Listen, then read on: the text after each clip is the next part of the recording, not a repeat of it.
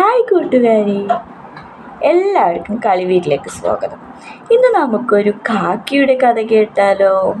എല്ലാവരും റെഡിയല്ലേ?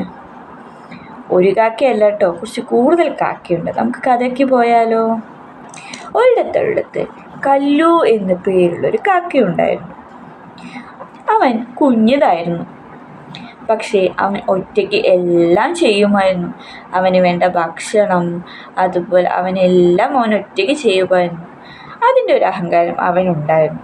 അതുകൊണ്ട് തന്നെ ആര് പറഞ്ഞാലും നമ്മുടെ കല്ലുക്കാക്ക കേൾക്കില്ലായിരുന്നു.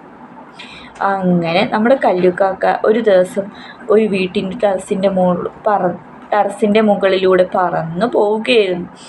അപ്പോഴാണ് കല്ലുക്കാക്ക അവിടെ ഉണക്കമീൻ കണ്ടത്. ഓടി അതിലോട്ട് ഇറങ്ങാൻ നോക്കി.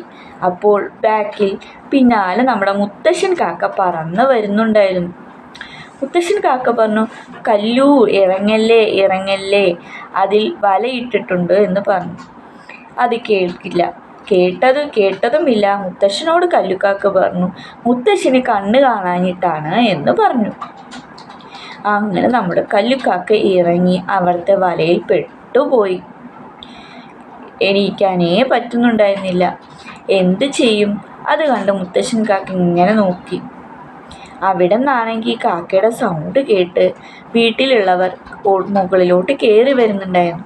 അപ്പോൾ മുത്തശ്ശൻ എങ്ങനെയെങ്കിലും രക്ഷിക്കണ്ടെന്ന് വിചാരിച്ച് വേറെ കാക്കകളെല്ലാം വിളിച്ച് അവരുടെ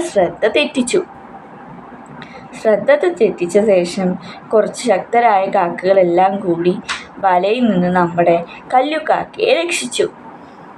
അങ്ങനെ അവർ പറന്നുപോയി.